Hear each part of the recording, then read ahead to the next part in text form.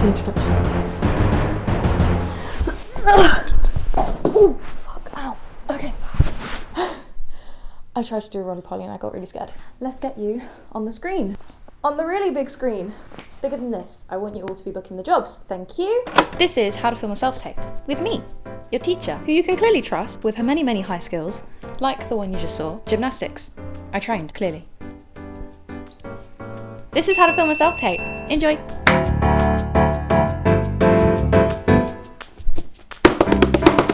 Class is in session. Sit down. Hello, welcome everybody, welcome back. If you saw my first video, thank you so much for being here. And if you're new here, hey, my name is Severine. I'm an actor, I'm a writer, I'm a director. I've been working in the industry for 2 years and I love that I've finally started my YouTube channel so I can talk to you all about wonderful things.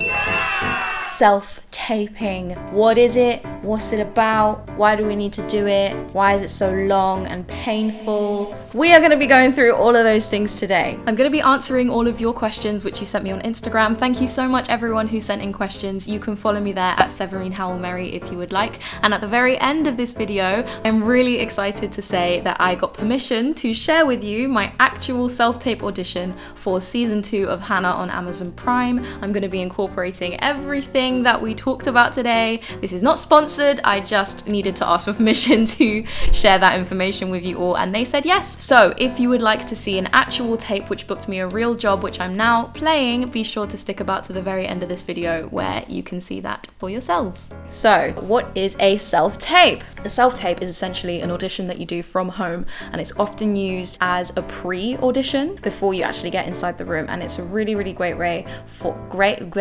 great way for casting directors to audition you without having to ask you to spend all that money to travel in. This is especially useful if you do not live in the country where the filming might be taking place. So what they might get you to do is self-tape for it when you are in the UK. That way it saves you time and money and it also saves them time and money, so it's a win for everyone. How can you use a self-tape? Well, the other way you can use them is actually to make your own work. If you have got nothing, you can film a self-tape yourself on your phone with basic equipment, and that can be the piece of work that gets you noticed by an agent or gets you noticed by a casting director and gets you the jobs. So let's talk about the technicalities and the equipment. I got asked the question, let me go get the questions, hold on. 1 second, excuse me, sorry.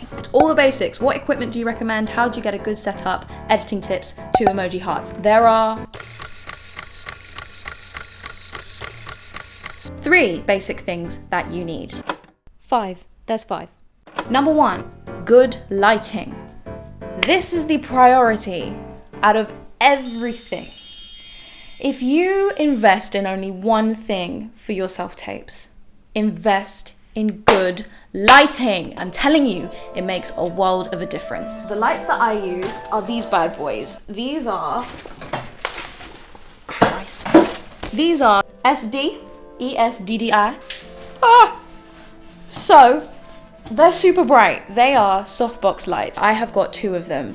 One is enough. I bought these off of Amazon. They were about 30 quid each. I know it's not free, however, it is so worth it because when you're booking all of those jobs, you will make that money back ASAP. Period.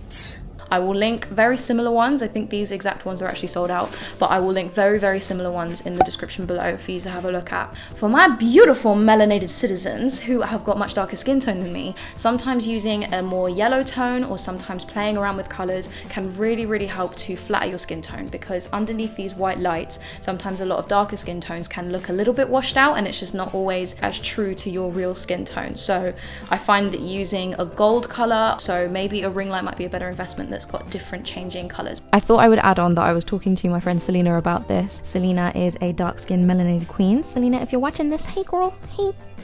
And what she said is that the backdrop which she uses also makes a huge difference. I'm going to be talking more about backdrops later on in this video. The other thing you can do is check out Shameless Maya on YouTube. If you don't know who Shameless Maya is, she is a wonderful creative person, and she created a video all about lighting for different skin tones on her YouTube channel, which I found super helpful. I will link that video in the description below if you would like to check it out after you finish watching this one, should you want to have an entire video all about that subject specifically. If you do not have access to these, because I understand we don't all have money to spend on them, and if we can avoid spending money, that's always best. That is correct. The important thing is that you are well lit and super clean. So if you have to use natural light, move a little bit further back from the window so it's not directly glaring on your skin. An old example of one of my self-tapes in which my lighting was terrible, like awful. So this is what you shouldn't do. Hiya, my name is Severine Howell-Mary. I'm an actress from London. I'm 20 years old. I live at home with my mum and my little brother. So as you can see, around here, you can see that there is this harsh light that's coming through, and that is actually super distracting. I'm not evenly lit, it doesn't look too great. In this one, you can see it's a lot more evenly lit, but it's just not as bright. Let me show you the difference when I invested in these lights and I started paying attention to how my self-tapes really looked. This is the difference. As you can see, I look so much cleaner. I can't actually play this one because the script doesn't belong to me. I don't want to get in trouble. Because I've got both of those lights on either side of me, it means that I'm evenly lit. Let's talk about cameras. You do not need a bougie camera to film your self-tape. I should know. I spent money on a camera and I do not need it. I bought this camera, which I'm currently using now. This is my Canon EOS 250D. However, I knew that this camera was going to be an investment for me because when I bought it, I had the intention of using it for a number of things, not just self-tapes, also for my YouTube channel, which you should all subscribe to if you haven't already. Duh. Your phone will work just fine. I have got, excuse me, this is looking dusty as hell because I need a new screen protector, but I have got a Google Pixel 3 XL. I love it. It works great for me. I'm not getting rid of it until it's like dead. I've had it for nearly 2 years. It still works great. But for the video quality, it does the job. It's good, it's clear. Like I said to you before, the lighting made all the difference in the self-tapes, which I filmed on this phone. The other phone, which is standard, is iPhone. I use my boyfriend's iPhone XR all the time. Thanks, babe. We airdrop it over to our Macs and job done. The quality is super good and really clear as well. This is absolutely perfect. If you have an iPhone, great. Let's now talk about sound. Sound is also super important. When I'm filming on my Canon, this is my Samsung, what's this called? C03U USB microphone. I have had this since the dawn of time. I have had this for so long. It's a USB condenser microphone, which is wonderful. What I will do is I will plug it in via USB to my laptop and I will use a free recording software called Audacity. I would record at the same time as I film on my camera. It just means that the audio is really clear. It means that I don't get that horrible noise from the camera as it's autofocusing because the microphone is now closer to me than it is the camera. Alternatively, if you want to use a camera to record your picture and you need another microphone, you can put your phone on a little chair or a little stand or another tripod next to you and record the sound separately on your phone so that the person who is helping you read your scripts is not louder than you. Priority when you are filming your sound is that you are louder than the person who is recording. So to do that, I suggest you use an external microphone. iPhone does it automatically, which is great. It automatically picks up the person that is filming louder than the person who's behind. That's what I've noticed on my boyfriend's phone anyway. And the other thing I will use, this bad boy, my Zoom H5. I currently have it balancing on this tripod. So when I'm using an external mic, I will hit record on here. I know that's recording. I put that down. Balance it there. Ready.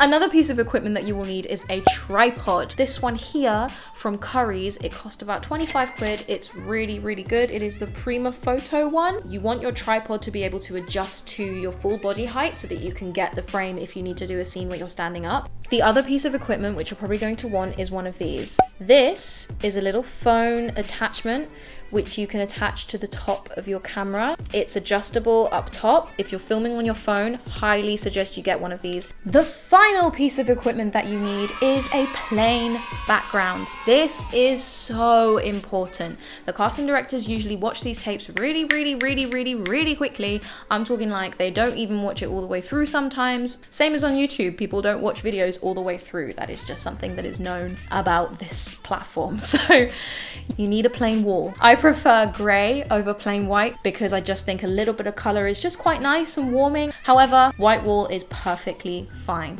For me, that means that corner of the flat, there is a little space in between my bookshelf and my kitchen. We move some blocks that we have for storage out of the way, and that is where we do our self-tapes. We then, at first, we were moving the bookcase left, right and center, but then we realized that we don't actually need to do that because there's enough space given on the frame that you're doing.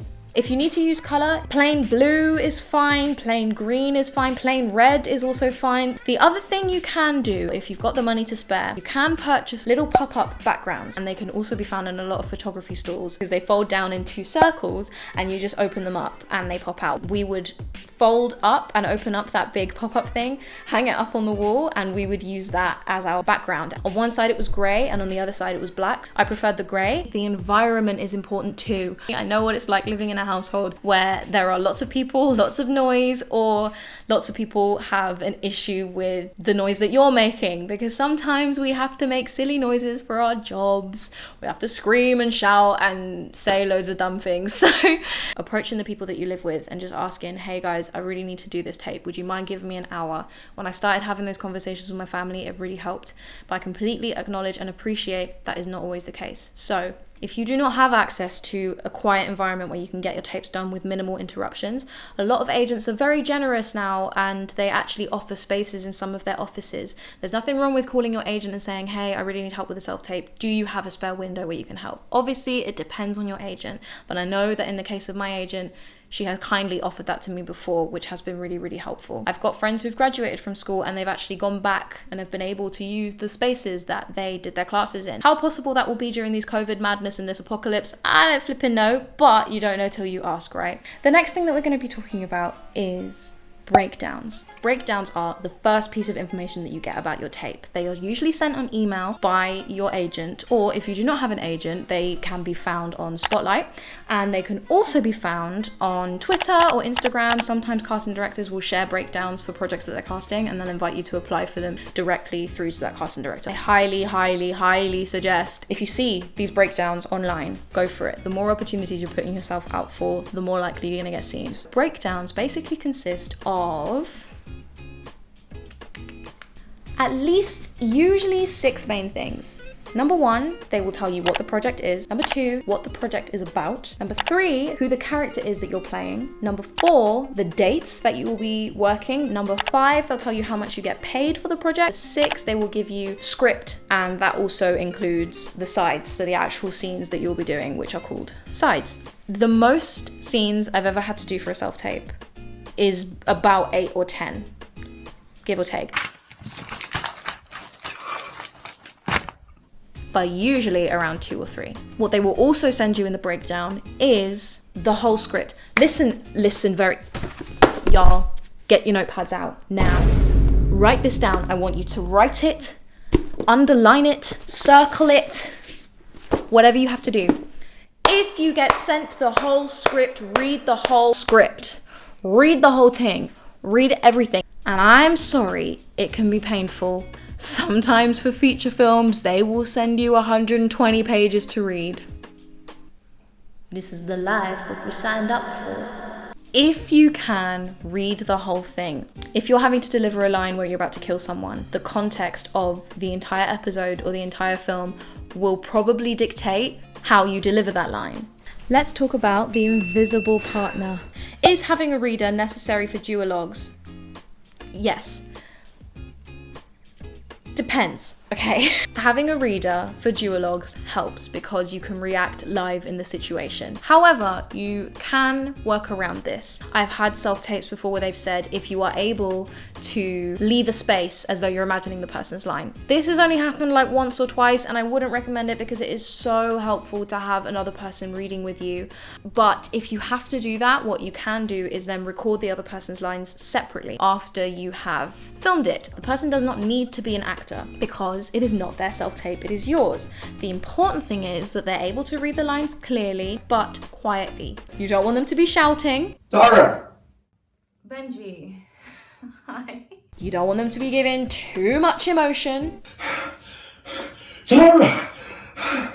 You don't want them to be doing an accent that is distracting. What you doing around here? When it comes to accents, if I have to do a tape in a standard American accent, if they can do an American accent, ask them to do it. But if they can't, just their standard accent will do just fine. You don't want them to be too quiet.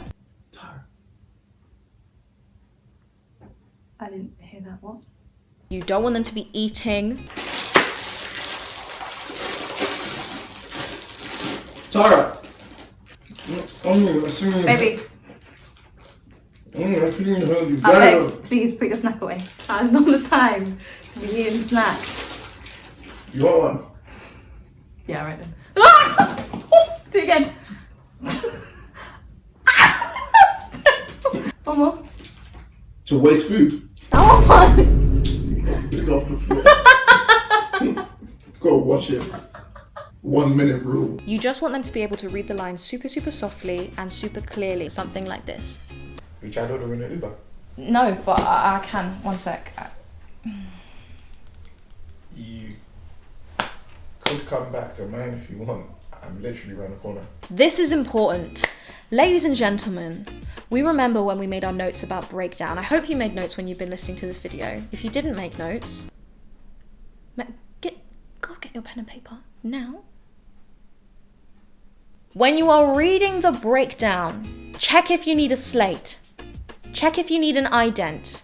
Check it again if you need a slate. Check it again if you need an ident, and then you're gonna check again. How do you do idents? Idents are usually a little introduction that you have to do at the start of a self-tape, and you want to film the ident in portrait. When you're filming it in portrait, get it a little bit further back so that it's got your whole body in shot, head to toe. Doesn't matter if we see your dusty toes, it's fine. So you usually have to say a few things. Your name, your agent, where you are based. They can ask you if you are over or under 18, but they don't actually have to ask you how old you are. Me, I didn't like saying it at first because people make assumptions based on how old you are. It happens, especially for young women, so you don't actually have to say it if you don't want to. I usually just say I'm over 18. Sometimes they will ask you to talk a little bit about any other skills that you have. What they might also ask you to do is give your profiles. Profiles is side to side. Vogue, Vogue, Vogue. Model for me, honey.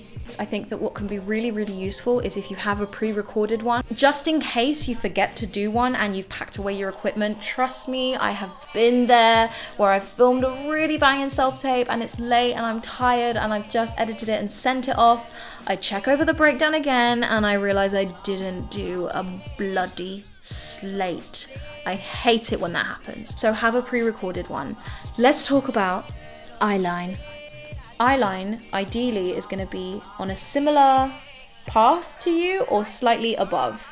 Slightly down, maybe if you're doing a scene where the other person is a child, it can make you just naturally look older. The important thing to do is to look slightly off camera. This will be a really good eyeline if I'm doing a monologue, for example, or if I'm doing a duologue and I don't have a reader. I could do it all slightly off the camera and it's really clear that I'm talking to someone else. For a regular scene in a self-tape, looking straight down the camera can sometimes feel a little bit intense. I think of it kind of like if I'm doing an audition in the room. I very rarely look at the panel. I just hate it.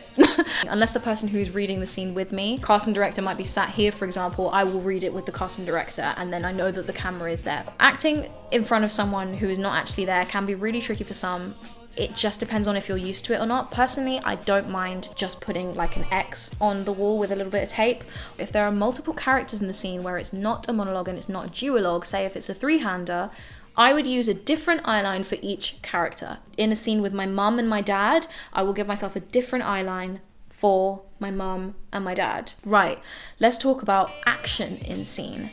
Actions in scenes can be tricky. What's important is that you capture the essence of it in your energy and in your face. I have eaten food if it's a lunch scene. If it's do the dishes, I will set up a couple of dishes in front of me on the table so that you can't see them. I will mimic the action of wiping down dishes. I had to do one the other day where I was cleaning clothes, so I just scrubbed a pillow together and that gave the impression that I was washing clothes by hand. If they ask me to juggle, child, that's not happening.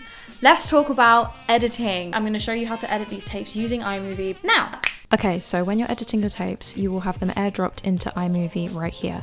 If you can't use airdrop because you are importing from an Android phone over to a Mac device, what you can actually do is use a website called snapdrop.net. You can pull it up on your phone and also on your laptop, and essentially it works just like AirDrop does. I would actually just select it there, choose my files, and I can send it through that way to my laptop really easily. Either way, you will end up with your files imported here. You remember how earlier I had recorded my audio separately. I know that this is the correct clip which I want to use, so I will import it over into iMovie. This is the recording that matches up with this take. So what I'm going to do is I'm going to drag that over in there. Now you remember how I clapped when I did the video. The reason I did that is so that I have got a visual element. I can see that here there is a spike in the recording just as there is here. Now what I've done is I've zoomed into the maximum and I want to try and match up this spike as close as possible to the one above it. When I play that, I can hear that there is no difference. They are both happening at the same time. It is fully synced up. So this little line here is the volume for the video. When I turn that all the way down, the only sound that's coming is from this green bar. That's how I know that I have replaced the audio from the video with the recording from my microphone. I am now way louder than the person who was reading, so all I have to do is line it up, delete all of the excess from the beginning, check that it still works, which it does. Let's talk about the frame. For me, this current frame is a little bit wide, so what I'm going to do is I'm going to head to crop to fill. I'm going to pull that in, just like so, and this is the new frame that I'm going to go with. It's head and shoulders, and for me, that works really well. Obviously, we don't want this clap to be happening, so I'm just going to Command B on both of the timelines where I want to split it. I can delete the excess. Then I'm going to go to titles, basic centered one. I'm going to put my name, the project name, I'm going to put the character name, and then I'm going to put my agent's name. Sometimes I like to add a fade at the beginning just to make it neat, but this isn't compulsory, it's completely up to you. And at the very end of the tape, I will check that it ends in the right place. I will chop off the excess, Command B again, around about here, and I know that this tape is now ready to send off. I'll watch it all the way through to check that I'm happy. File, this button here. The title that I like to save it under is the project name first, underscore character name, underscore my name in capital letters. I will save it as 540 pixels because the casting directors don't want to be sat there waiting for your tape to download for ages. Done. Once it's all loaded and exported, I will head to a website called WeTransfer. WeTransfer is a free, easy way to send off your self-tapes to your agents and the casting directors directly. I'll import it over, email it to my agent or the casting director, and then I will transfer it. What's great about this website is that it gives you a link letting you know when the person has downloaded it. So yeah. One of the most asked questions that I get is how do I pick which take to use? We're only doing 3 takes. 3. 5 if you have to, but 3. 3 is the best one. Because then when it comes to the editing process, you don't have to spend years sifting through all of these takes. How do I know which take is the best one? I go with my gut most of the time. I used to spend ages looking at my self-tapes being like, this one is so much better because I had my hair over my ear, and this one is so much better because I blinked at this point, and this one is so much better because my necklace was straight. Listen, it doesn't matter. I am promising you right now, the differences which you think are humongous between 2 tapes that are really similar, they're not that big. Both of your takes are strong. Just pick the one which your gut is telling you that's the one. Now let's talk about some things which are helpful for actors. When it comes to what you should wear, try and dress a little bit like the character would. This doesn't mean you have to go out and buy like a full-blown Halloween costume, it's not that deep, but you can maybe wear something that just gives you a little bit of a feel for who this person might be. For my self-tape for Hanna, I went to Zara, I bought the shirts which I thought that Helen would be wearing. I then used the shirts in the self-tape, and I kept the labels on. You can't see the label when it's tucked in. Sis, I returned that shit ASAP. And if you're only wearing it that once for the scene, the clothes are not gonna get filthy. There is absolutely no shame with that. When it comes to headshots, I know that a lot of actors do this too. They will buy themselves a nice shirt so that they look great in their headshots, return the shirt afterwards. Listen, in this economy, in a pandemic, right now, In the middle of a pandemic? what money am I gonna be spending permanently? I'm not doing it. I get it. We don't always have money to get the resources that we need. If you have to rent clothing, power to you. Do it. I think do it, because what you're wearing can make a huge difference to the character as well. Like for Helen, I wore button-up shirt because I just thought I don't have anything that I think she would wear. Let me buy something to make me feel more like her. And hey, the thing is, when you buy the clothes and then you returned it, I then booked that job, so I made the money back anyway, even if I had kept the stuff. And now, the moment which you have all been waiting for. Oh god, I'm so scared. Okay, so I had to get permission to share this video because it is not my script. Tom, if you are watching this, thank you so much for allowing me to share this with the internet where it will live forever. Here is my actual self-tape for Hanna season 2. Thought I would show you that it is possible to book jobs from all of these self-tapes which we work so hard on. And I'm now playing a regular role in an Amazon Prime show. I never thought I'd be saying that sentence out loud. So here is my self-tape audition for Hanna season 2. Enjoy!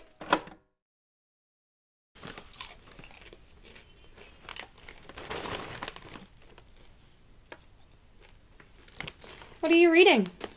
This. What is it? Just the most important book ever. What's it about? The death of youth. It doesn't matter.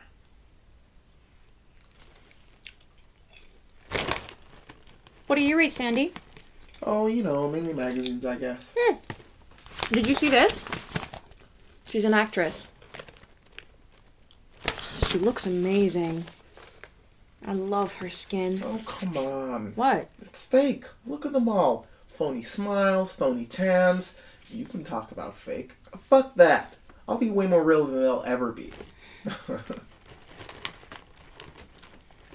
Well, I'm getting coffee. Anyone?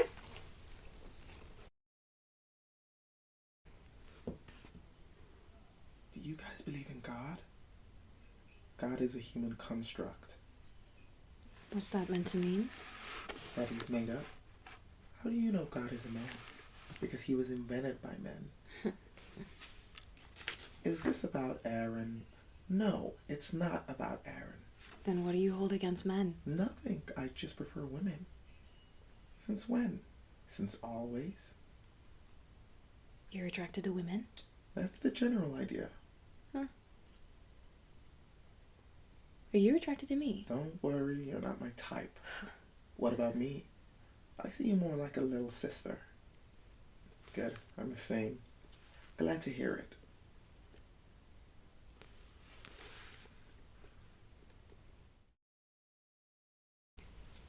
You okay, Mimi? With the following trainees report to Central Control immediately.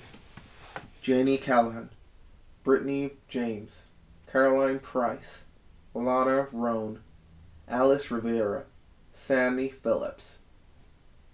Oh my gosh, Sandy, you've been selected! No, I'm sure Congratulations, Sandy! well done. I'm sure you deserve it. You should go before they give your spot away. I wonder where they'll send them. Maybe Paris? Oh, I'd love to go to Paris. Or Italy. I would die to go to Italy, wouldn't you?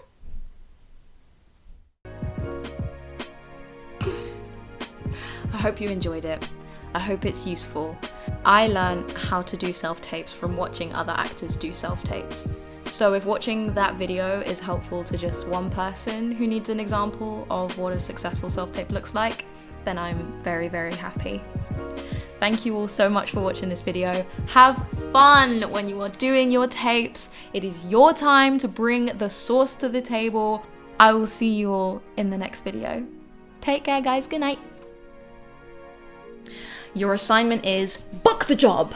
Book the jobs.